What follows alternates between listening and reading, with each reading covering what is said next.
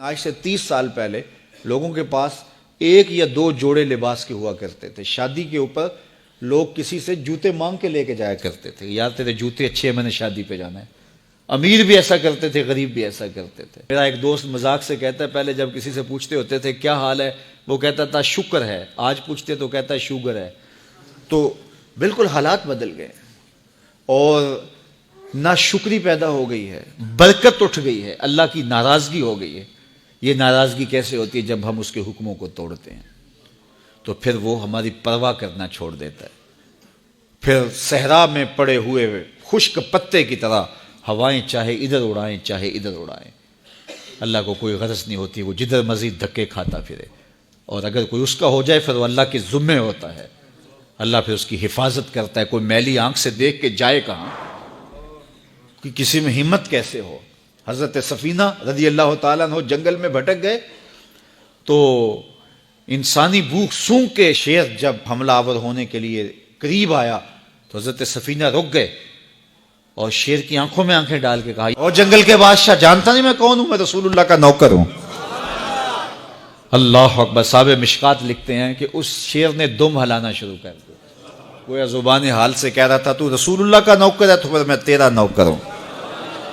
اللہ اکبر۔ تو ہم جب ان کے نہ رہے تو پھر زمانہ ہمارا نہ رہا، تو یہ نتیجہ ہے گناہوں کا۔ اللہ اکبر۔ تو ہم اپنے کاروبار کو جب صاف ستھرا رکھیں گے، پاکیزہ رکھیں گے تو طمانینت ملے گی، سکون ملے گا، قرار ملے گا۔ اللہ کے محبوب علیہ السلام کے ایک صحابی گھوڑا فروخت کر رہے ہیں تو ایک صحابی اور آئے تو انہوں نے کہا کہ یہ گھوڑا بیچتے ہو؟ کہا ہاں بیچتا ہوں۔ کتنے کا؟ کہا 500 درہم کا۔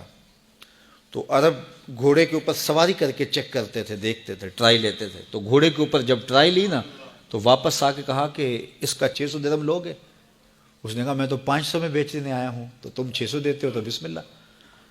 تو پھر وہ کہنے لگے اچھا 700 لوگے؟ انہوں نے کہا کہ مجھے اور کیا چاہیے؟ تو کہا نہیں یہ گھوڑا تمہارا تو 800 کا ہے۔ وہ کہنے لگے ہاں میرا گھوڑا 800 کا ہے۔ تو کہا پھر 500 کا کیوں بیچ رہے ہو؟ کہا میری مجبوری تھی، میں نے بیٹی کی شادی کرنی تھی اور میں مجبوری سے 800 کا گھوڑا 500 میں بیچ رہا ہوں۔ انہوں نے کہا میرے صاحب، میرے بھائی، میں تو 800 میں لوں گا، جب ہے 800 کا ہے تو میں 500 کا کیوں لوں؟ انہوں نے کہا بسم اللہ۔ انہوں نے 800 روپے پیش کی اور گھوڑا لے لیا۔ تو کہا کہ میری تو مجبوری تھی کہ میں نے بیٹی کی شادی کرنی تھی اور میں اس لیے گھوڑا 300 سستا بیچ رہا تھا، اور تم نے 800 کا لیا جب تمہیں 500 کا مل رہا تھا۔ کہا میری بھی مجبوری تھی۔ کہا تمہاری کیا مجبوری تھی؟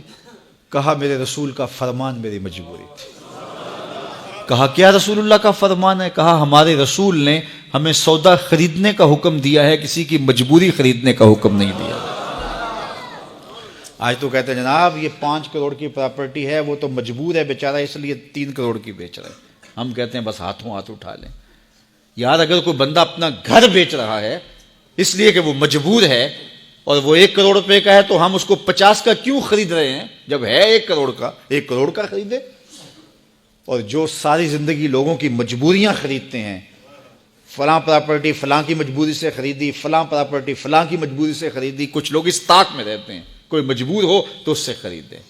اللہ اکبر۔ پھر ایک وقت آتا ہے کہ یہ مجبور ہوتا ہے اور اس کی پراپرٹی کوڑیوں کے بل بک رہی ہوتی ہے۔ ہم نے اپنی آنکھوں سے ایسے مناظر دیکھے ہیں۔ تو کسی کی مجبوری نہ خریدیں، سودا خریدیں۔ طاق میں نہ رہیں کہ کوئی مجبور ہو تو سستا بیچے۔ جو اس کی قیمت ہے اس کی قیمت سے لیں، پھر دیکھنا کہ عرش کا رب اس کے اندر برکت کتنی ڈالتا ہے۔ شیخ سعدی فرماتے ہیں میں رود بار کے جنگل میں تھا تو ایک آدمی چیتے پہ سوار اور ہاتھ میں سانپ کا کوڑا پکڑا میرے پاس آ کے رکتا ہے۔ تو سانپ کا کوڑا ہاتھ میں اور چیتے پہ سوار، تو میں ڈر گیا۔ جب میں ڈر گیا تو وہ مسکرا پڑا۔ اس نے کہا سعدی ڈر گئے ہو؟ میں نے کہا بات ہی ڈرنے کی ہے۔ کہا تو خدا کا ہو جا، خدا کی خدائی تیری ہو جائے گی۔ تو اس کا ہو کے تو دیکھ زمانے